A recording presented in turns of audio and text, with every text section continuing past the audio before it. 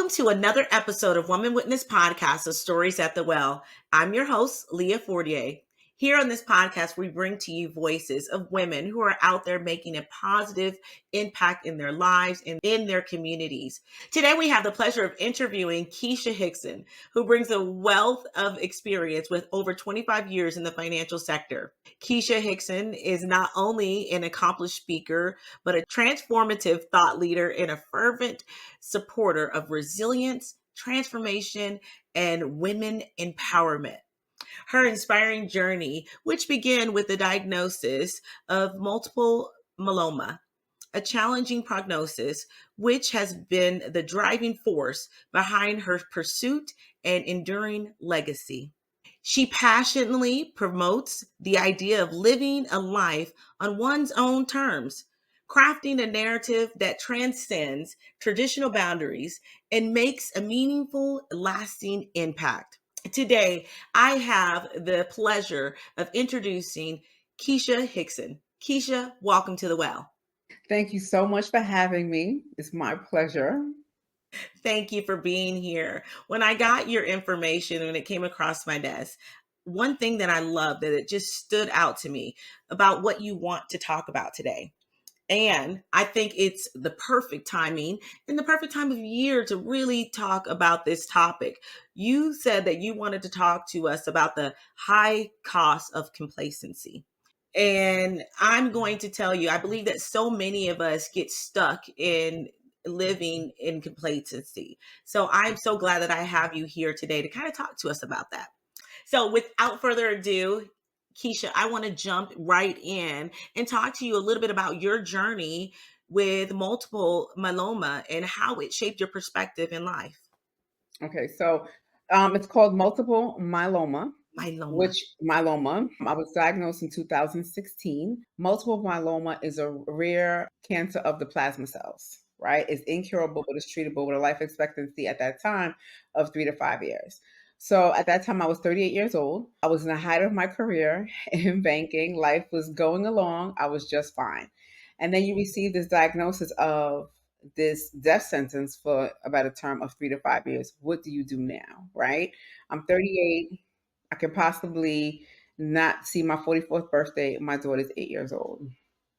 So after I processed that, I had to decide to live. Like you feel like you're kind of like running out of time, fighting for your life. Like what's going to be next? The time is ticking. So I just had to really just take stock of what was happening and use the fear of dying to live. And that's what I did. And I started to think about all the times I put things off. Like you think you have time, right? Oh, I'm gonna get to it one day, someday. I'm gonna get to it, but then you realize you may not ever see that one day or someday. How do you take charge of that? And you mentioned earlier the name of my topic is really the high cost of complacency, right? There Yeah. is a cost. There is a cost, right? There's There is. lost time. There is lost opportunity. There's lost self-fulfillment, right? Yeah. Always kind of like putting it off to see, I'm going to get to it. I'm going to get to it.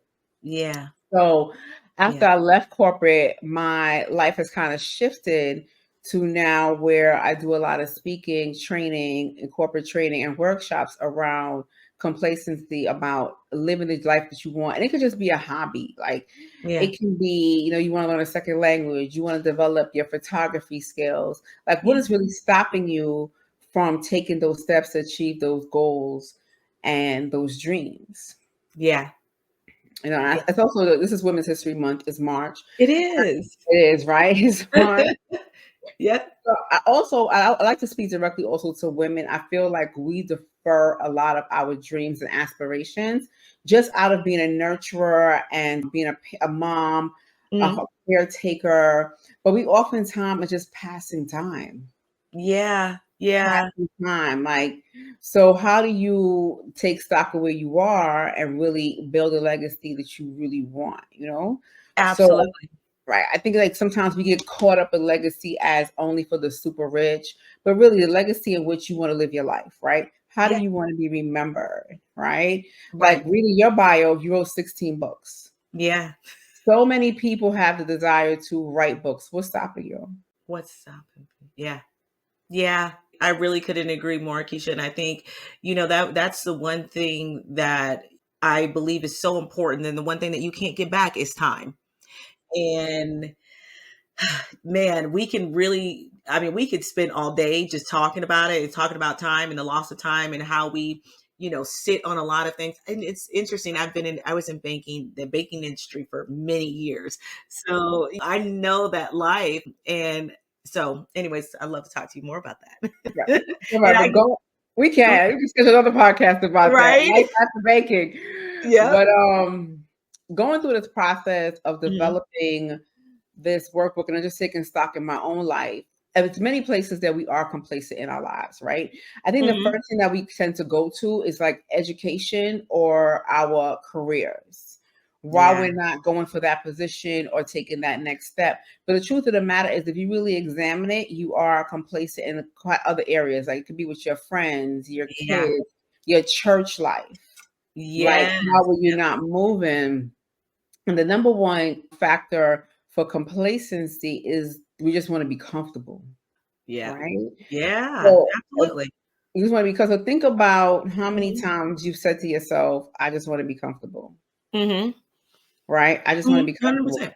But what does that really mean though? What does that mean to you? I just want to be comfortable. What does that Hmm. mean to you when you said it? And most You, yeah, I'm asking you, what does it mean to you? Like think about all the times you said, I just want to be comfortable. yeah. To be honest, when it reminds me of, when you're sitting underneath the heated blanket, right? And you step outside the heated blanket and all of a sudden it's cold, right? Now I'm uncomfortable. Now I have to quickly do what I want to do just to get back under, right? Or just to stay laying in the bed for 10 more minutes, right? Why do we continue to press that snooze button? I'm comfortable. I mean, and that's what it means for me when I'm thinking about being comfortable. Right. And that's correct. So Right, most of us, like the whole term, I just want to be comfortable. right, I kind of talk about it like you just want to get into this cozy cocoon of complacency, right? correct. Is the feeling of being settled, stability, Yeah. and just living life with ease, right? Yeah, But yeah, what really happens when we seek just comfort and we get under the blanket and we nestle in, yeah, it yeah. causes us to become complacent. Correct, Right? Because correct. like you said, like, you're so scared to get up from under the blanket because 'cause you're gonna be cold, Yeah, right? yeah, And that's kind of like you're scared to step out of the cocoon because it's gonna be uncomfortable. But you right. know, the problem is the unknown. For how long would it be There uncomfortable? you Would it be worth it for you? Being comfortable just breeds complacency. Like, we don't go. realize it. "Oh, I'm gonna get to this job. I'm gonna make 6 figures. Now I'm comfortable. I'm just gonna sit here." Yeah. This is segueing into my next question and how like complacency can be a significant barriers in improving our outcome in our lives. So in your experience, and we kind of talked about this a little bit, in your experience, can you give us some examples of what complacency you've observed in women? Oh, and women. Get into a certain position within an Mhm. organization or a company Yeah. and just kind of like settle in because what happens when you get to a certain position, you feel comfortable, you kind of like build your life around it. Your work life balance. Like you don't want to move to another department because you have flexibility to go pick your kids up. You understand the job in and out. But when you understand the job in and out, also you're also taking a lot of shortcuts within the job. Mm, Right, mm, and now you're not really thinking, you're kinda like on autopilot at the job mm. or in that position, Mhm, right? mhm. And then Yeah, you put yourself in a situation where you're not sharing new ideas because now you don't wanna learn nothing else yeah, because I have this all down packed right here, yeah, but I'm yeah, comfortable. No one is bothering me, yep. right? But what we don't look at is the cost of being that way, right? What's the cost? Because everything has a cost. Everything has a price. Everything has a cost, right? So the cost of just being complacent and staying in your vertical is missed opportunities, expanding your knowledge. Mm, The greatest self-fulfillment you can receive for yourself when you get to the next step. But yeah, you're so comfortable where you are, it's like, I'm not taking a step. Because I may not feel too good. It's no longer comfortable at the next step. it's scary. It's scary. And it is. It Yeah, is. yeah, and It's that's that fear of the unknown, right? That the you fear. were talking about. It's fear of the unknown. It is scary to take the next step. But during my workshops, I have my exercise that I go through was called creating your next. Mhm. And I Mhm. kind of give you a plan on how to get over the fear, because there's fear in everything. That's what Right. there's fear in everything. Fear of the unknowns, fear of starting a business. How is Mhm. it going to be received? Are you going to be successful? Fear of Mhm. what everybody else may say. There's always Mhm. a level of fear in every choice that we make, Mhm. right? But the Mhm. idea is to take educated risk, weigh Yeah. out the risk and the reward, right? Right. So staying complacent, what's the reward in that? Right. Let me ask you, Keisha, in your experience and even in your own life, what was that defining moment that you said, you know what, I need to make that change in my own life. I'm not going to just sit in what was given, the information or the diagnosis that was given to me. Honestly, at that time, my daughter was 8 years old. So I had Hmm. to just make a choice to either had to live, and also what will be my legacy when Hmm. I left here. What are they really going to say about me? How did I really make an impact? Right? Like, I had a great career at the bank. I do. I work in the financial industry. It was great, but it had to be more for me at that point, because the things that I thought that I would have time for later, now all of a sudden I potentially don't have that time. So I just had to like cram it in now, like just move it up a little bit. That was my catalyst to change. But even outside of that, over the past couple of years, I see where I'm complacent in other parts. Listen, complacent in your health, or it could be your friendships that you take for granted, not developing your friends back and forth, right? Because complacency always comes back to how we can make more money, right? Either going to school or moving forward our careers. That's my experience, right? That's my experience, right? But no one talks about complacency, even within your church family. Can you do more for your church? More volunteering. More volunteering? Are you becoming complacent with your children? You come home from work, you do the same things. Yeah. Stop for homework, let's do dinner, and let's get ready for the Right. day, the night, and get ready for the next day. We tend to live our lives a lot routinic, right? So Yeah. I kind of call it living on the factory setting, Uh, because it's working, right? It's it's working, working. but we're Yeah. not thinking, we're just going through it, right? Right. But Right. what is on the other side of that setting, or the other side of complacency? Mm. And I think that's where I think right there, Keisha, that is the question, or the the barrier that presents itself, right?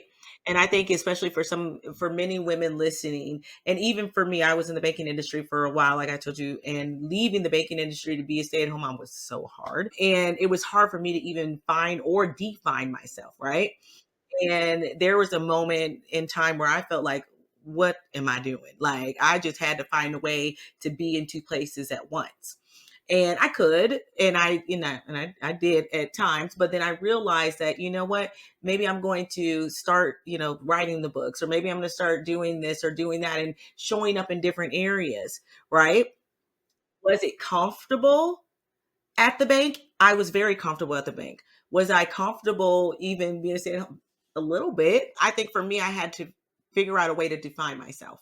So if you could just talk to us just a little bit about that, getting past some of those moments, of course, the fear, but also defining who we are after we get outside of our comfort zone, after we get outside of our state of complacency.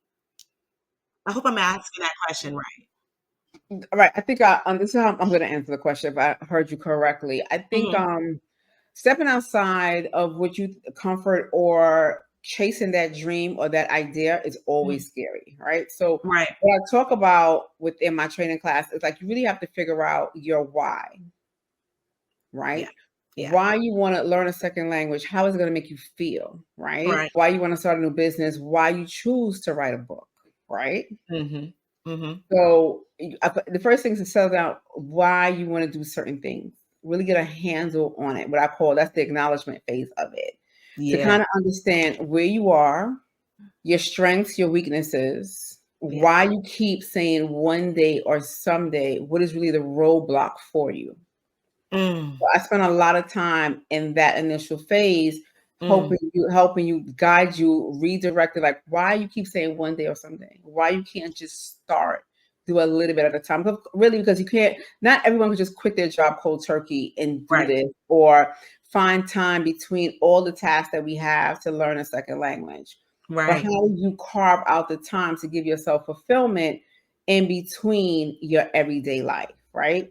Yeah. You redefine your why and also get in touch with your thoughts and your beliefs. Yeah. 'Cause oftentimes than not, we limit our own beliefs that we can do it, Yeah. right? Yeah. Yeah. Right. Absolutely. So let's think about your thoughts, your beliefs, and your emotions, right? Yeah. So I know for me in the past, I can think back of when I put something off, it used to give me a knot in my stomach because Yeah. why am I putting it off, right? Yeah. Yep. So you get a knot. So I take them to an exercise where they feel that knot, and then how would you feel when you actually do it? How's that going to make you feel? Mm. Right. And Yeah. that's what the fulfillment, the sense of fulfillment that you tried it. And even if it failed, you tried it. Yep. And then within the program, I leave room for you to readjust. Because sometimes you try a thing and you realize this ain't the thing I want to do. Right? Yeah. Absolutely. Yes. I You can tell try a you. thing and you be like, oh, wait a minute. Like, why did I start this? Just really understanding why you keep putting things off. And we all say it's time, it's time, it's time. But Yeah. truth of the matter is if you work 20 minutes towards the goal, you can kind of chip away at it. Absolutely. Because Absolutely. one of my mottos is nothing is forever. Everything is temporary. Eventually, your kids are going to be 10, 11, 12. They're going to become more self sufficient. They are going to be going to school full time. They're going to be in after school activities that will Yeah. free up some time for you to do Yep. more things that you want to do. But how do you take incremental steps towards that why?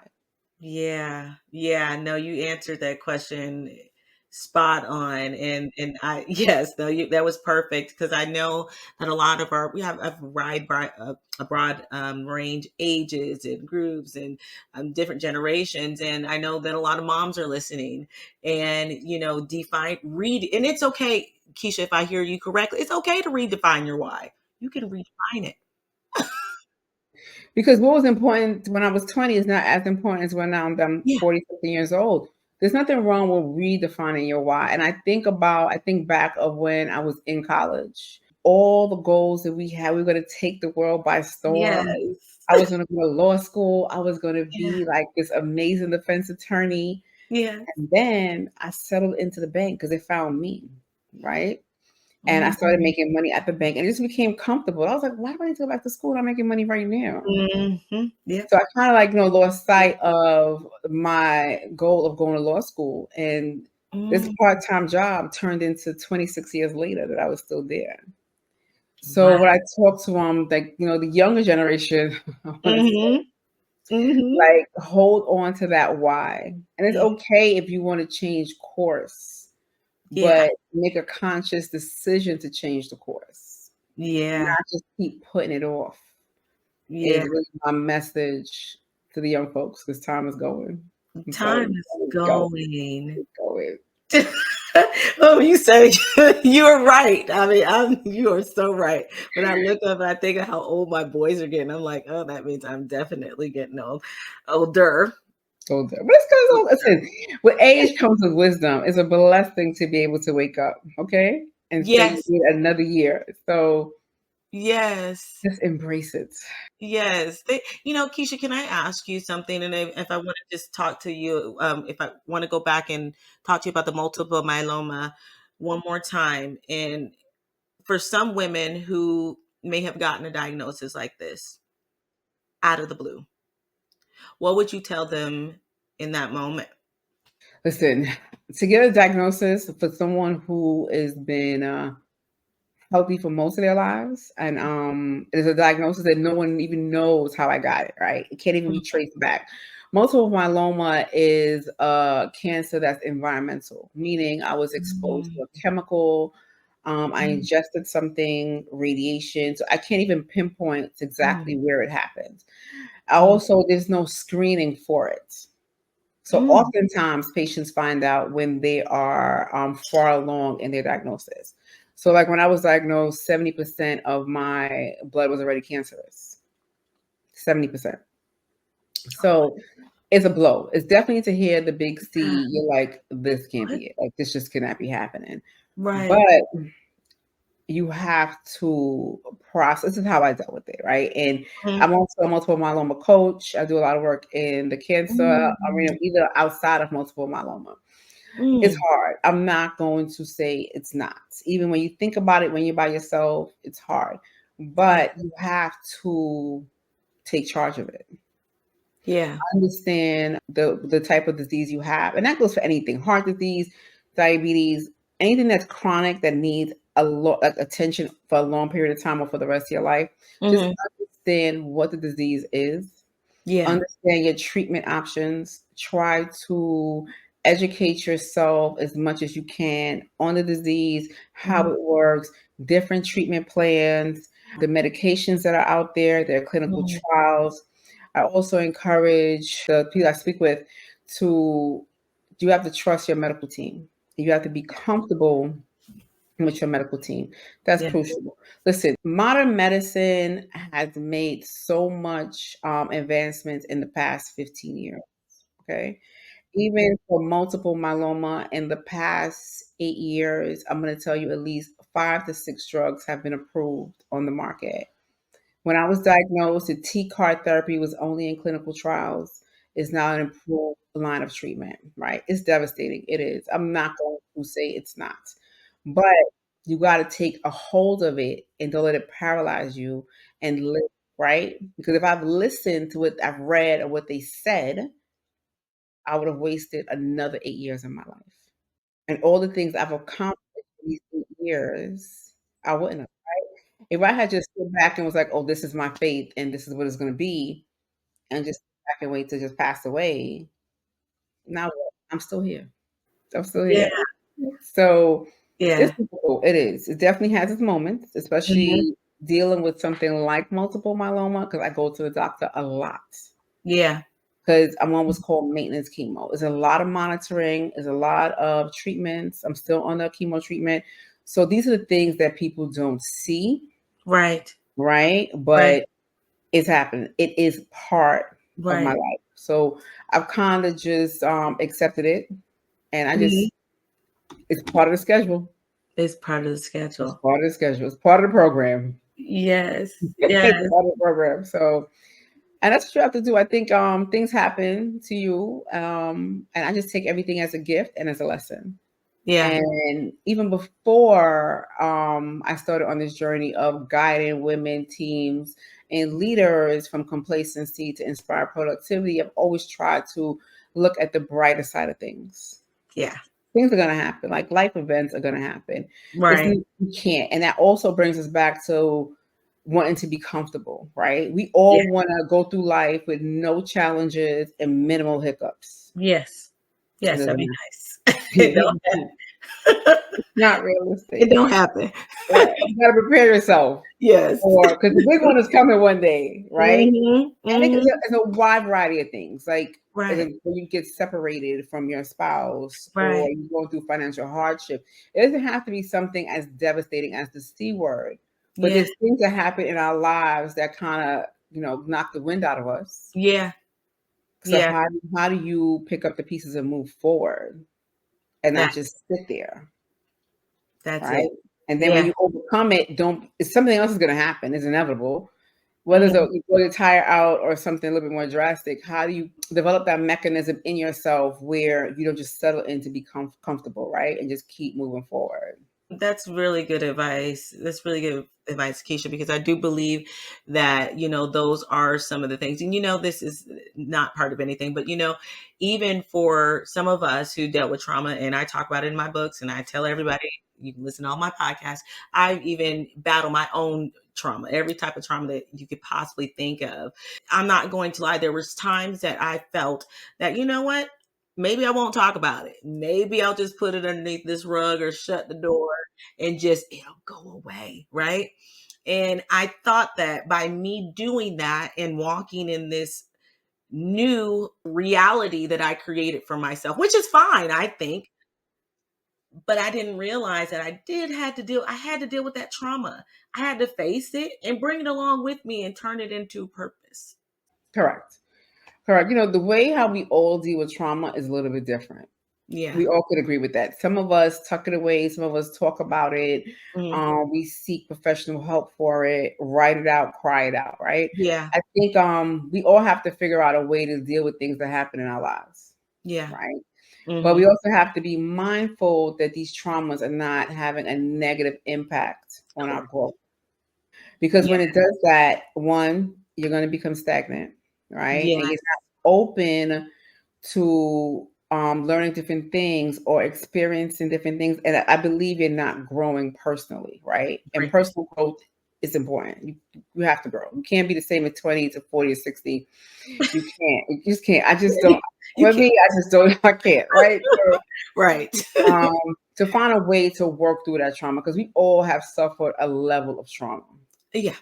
We all Mhm. have, like, whether it was you fell as a kid and your neighbors laughed at you for 2 weeks, and to other Mhm. things that happen to be a little bit more, significant, the Mhm. more detrimental, right? We all suffer Mhm. a little bit of trauma, like being diagnosed with a rare disease is Mhm. traumatic, right? Absolutely. Yes. How do you deal with that pain and turn into purpose, like you said? I Mhm. think when you're ready, I think is important for us to talk about our stories because you don't know how your story could impact someone else listening. Yeah. Yeah. Yes, absolutely. Absolutely. I love that you said that because I realized too, even in my pain and being able to turn it into purpose and dealing with it, I became a witness and um reason for the platform. And because I didn't know that I was not the only one that actually been through something. I used to honestly think that, maybe it's just me. But when I opened this up, I found out I am not alone. Some of my listeners and my readers and my subscribers found out they're not alone. And that was the main purpose of this whole platform, talking to you, is letting people know that you're not alone. You're not alone. Definitely, you're not alone. And oftentimes we only see the actions and the results Yeah. as looking from the outside in, Yeah. but no one really knows the backstory of what it took to really get here, right? Because we don't often talk about it, Yeah. and we just want to see, oh, she did that, and this is the result.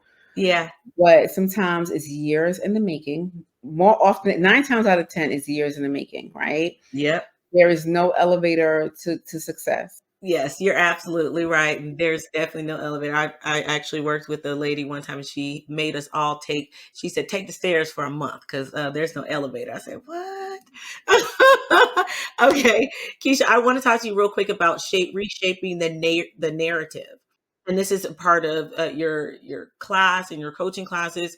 I know that many people struggle with reshaping their own narratives after a life altering event or a cancer diagnosis or loss of a loved one, kind of like what you're talking about, separation or career change.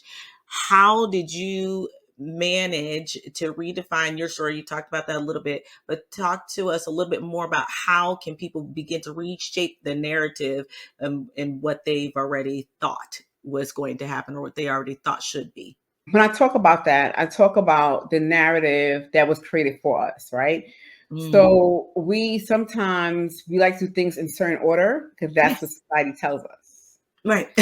Finish school first, then get the job, Yep. then get married, and then have the child. And a lot of our cultural beliefs, Yeah. um, boundaries are put on us. Mhm. And sometimes we feel guilty or we feel like we're going to be shamed by not living within those boundaries, right? Mm. But Mhm. sometimes doing things out of order is what's good for you. Hmm. So how do you redefine that for yourself?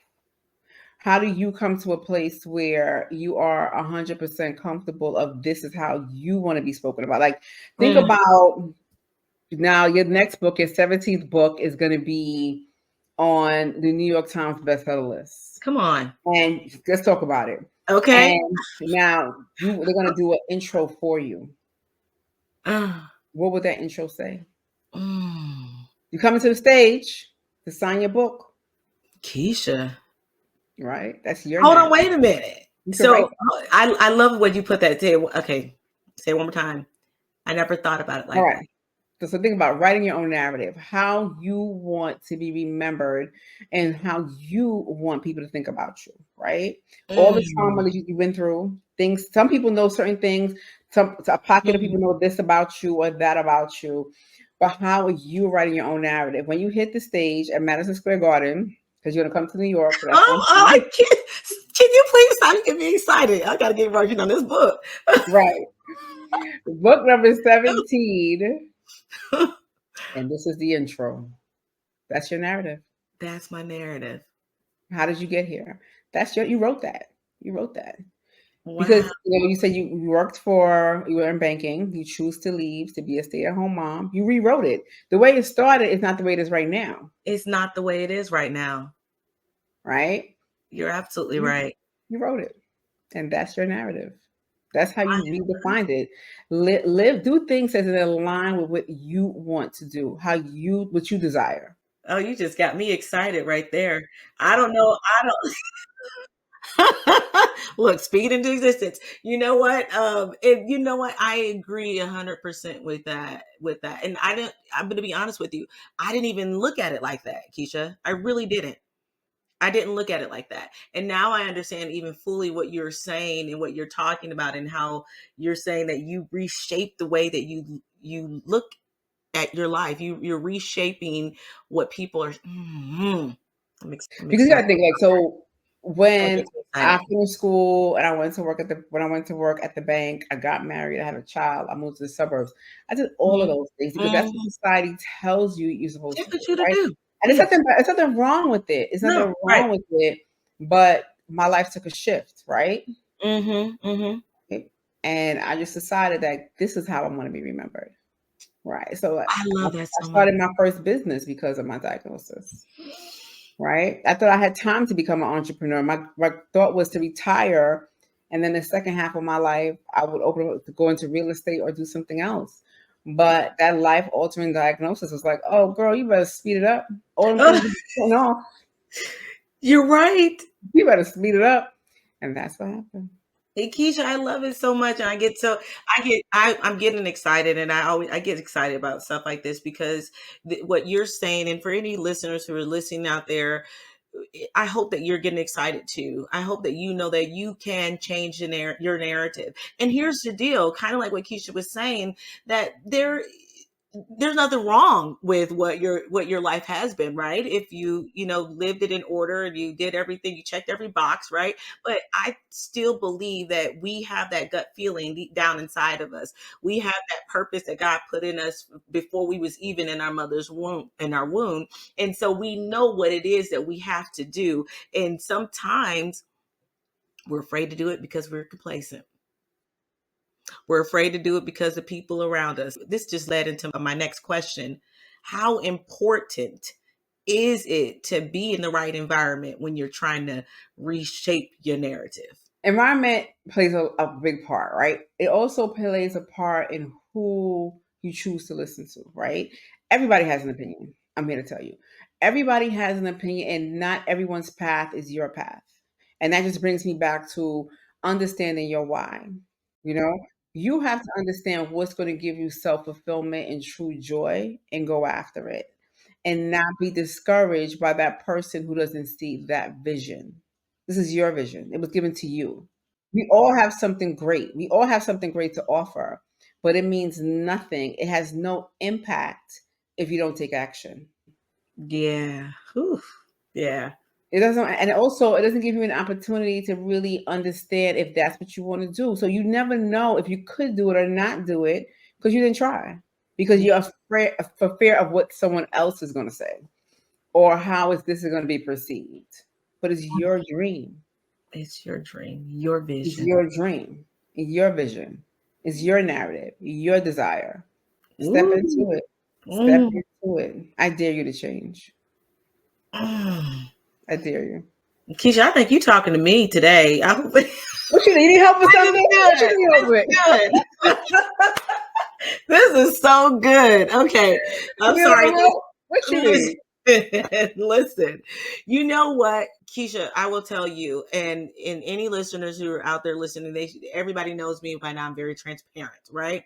And there is a level of complacency, and there's a level of identity, and being okay and being comfortable with knowing that you can reshape your narrative. You can, and it's okay, right?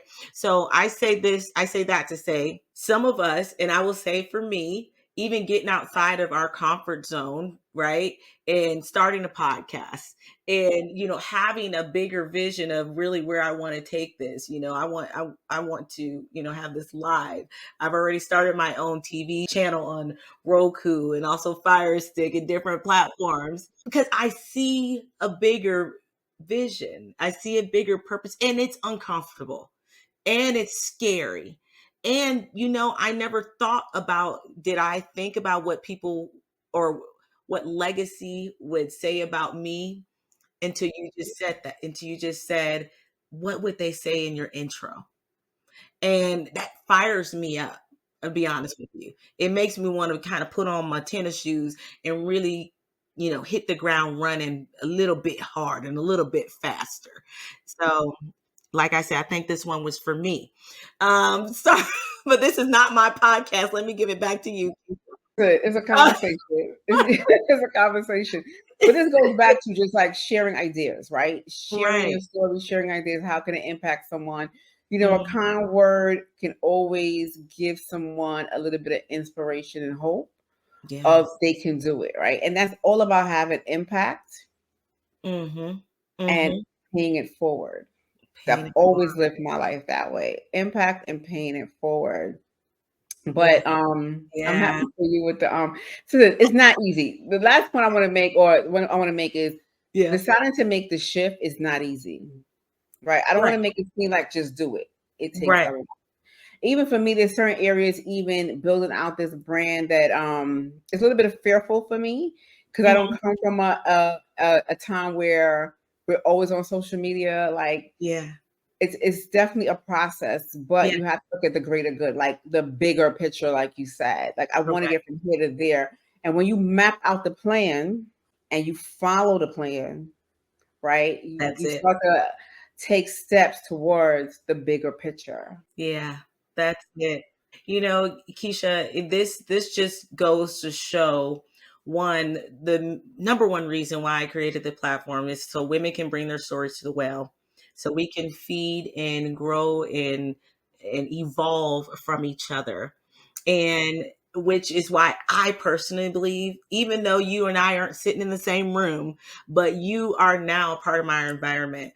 The legacy that you are leaving, even by doing this episode, is leaving some confidence and some inspiration for other women who may be stuck and comfortable and fearful. And they know, like you said, we want to get from point A to B to C, but we just don't know how to do it. We don't know how to walk. But by you even being here and being on this podcast today, this is my environment. This is our listeners' environment. I appreciate it. Listen, we are Women's History Month, and Yeah. I have a shirt that when I first started my first business, a shirt that would say "Fearless Women Empower Each Other," right? And Mm, it's not about mm, living life without fear, because it's fear, like, right.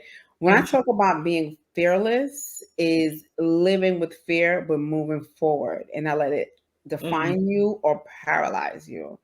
And mm, that's a term that I coined when I first got diagnosed. Like, if you mm, go back and look at some of my products, it was called Fearless, right? mm. But it was more so like, living with this is fearful, but I have to be fearless to move forward. That's true. And that's just what it is. Like, it's always an element of fear. And that's a normal emotion. We should embrace it Yes. and Yes. understand it, Yes. right? And Yes. use it as fuel to get to the next step. Yes. Whatever Yes. whatever that next is for you, right? Yes. Yep. Learning how to swim, write a book, start a Yes. business. Yes. Yes. No, you are so right about that. I will tell you that was one of my biggest hurdles was fear. And I'm not going to lie, until I really developed it. And I said, let me rephrase this, until I started my journey in creating that relationship, even with God, and knowing that He was leading me into where I was supposed to go. And I'm still not there yet. that fear begin to just fall back. I'm like, Lord, if you just show up in it, then I don't have to do nothing. All right, then I'll go ahead and I'll go in the door. I'll go in that room. I'll sit at that table. So, but that's for me, and that's what helped and empowered me. And I've only seen just, question answered after question answered, door open after door open, meeting people like you after meeting people like you. Doesn't come easy. I mean, I know I didn't do it. And just being grateful in every moment. So I appreciate you so much for coming in here. Show up. You got to show up for yourself. Show up every day and work towards Yes, it. Some days are easier than others, right? Let's just be yeah, honest with you about it. yeah. But I'm just show up, and you can do it. Yes, I love it. I love it. Okay, Keisha, before I hold you up and tell us where we can find your program. Tell us your what do we have to do to get into it? So a couple of things I want to share with you. So you Okay. can book a call with me at Okay. book Keisha, Keisha. You can Hmm. also visit me on the website, which is KeishaHickson.com. Okay. I'm also in a conference in this month called Iconic Talks. It is a virtual conference. I will be Okay. speaking a little bit more about the high cost of complacency.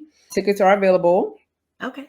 through on we can go see visit me on social media. That is a virtual conference. We'll be in person, but you can watch virtually. So how I tend to run my program, I only do 4 cohorts a year, right? Hmm. And I do very small groups or one-on-one. So that will come out during the discovery call, exactly where you are and how I can help you. That's the first step. In order to work with me or book me to speak, just reach out to me, book Keisha, set up a call, and we'll have a conversation. And if you have any questions, you can also email me at hello@KeishaHickson.com or Okay. connect with me on LinkedIn, Keisha Hickson, KeishaHickson. And I'll be more than happy to Oh. talk with you, answer any questions you may have, speak at your next women's conference. You should do a conference. Ooh. Ooh. Keisha, she is challenging me on this call today. This is not about me. Thank you for being here, Keisha. Keisha, can you give some of our listeners some last advice to take with them throughout the week? Complacency is the anchor that stops our dreams from sailing, right? Just think about it, right? I want whoever's listening to this to really just think about those things that you put off. Oh, one day, someday, and just write a list. Start to tackle it, right? I would pick the ones that clean out the closet, clean out the garage, stop putting it off. Start off small, right? The sense of accomplishments you feel when you finish a task that you've been putting off, think about it. The last time you cleaned out your closet, how did you feel? Like one thing checked off the list, or you clean out your kids' toy chest. Like a little task that you have been dreading, right? Do it. The sense of accomplishment, use that fuel to tackle something bigger. Mm, mm. Because we need that. We need to be able to empower ourselves and hold ourselves accountable and push ourselves. Yes. It's nice to have a support system, but the accountability lies in you, how it's going to impact you in a positive way. Yeah. Yes, Keisha, that's so good. That is so good. I want to thank you so much for coming here, being a guest at the well, and pouring us some knowledge, giving us some wisdom, and just giving us some encouragement to fight past that state of complacency and setting small tasks and giving ourselves some rewards by actually doing them. Because if I heard you correctly in this last advice that you gave, reward yourself. You Just should celebrate all big and small wins. And that's all yeah, part of my program, helping you design small wins and big wins. And sometimes the win is getting back on the bike because you're going to, yes, sometimes we do fall off, right? yes, Getting back on. And that's a win, right? yeah, Not giving up. That is a win. yes, absolutely, absolutely, yes. Keisha, yes. So thank you so much. Thank you for your advice. Thank you for pouring here at this well. And I want to let any listeners who are listening, if you were blessed by this episode, and if you know someone who could be blessed by it, we ask that you share it with them. We ask that you like and subscribe. Follow Keisha on all social media. I will leave her information in the description below. And check out that women's conference. I know I want to be on that call at the end of this month. You'll give us the link and we'll put it in the description below. So thank you so much, everyone, for tuning in to another episode of Woman Witness Podcast, The Stories at the Well. I'm your host, Leah Fortier. Perhaps, just maybe perhaps, you were chosen for such a time as this to write, to tell your story, your truth. Until next time, bye.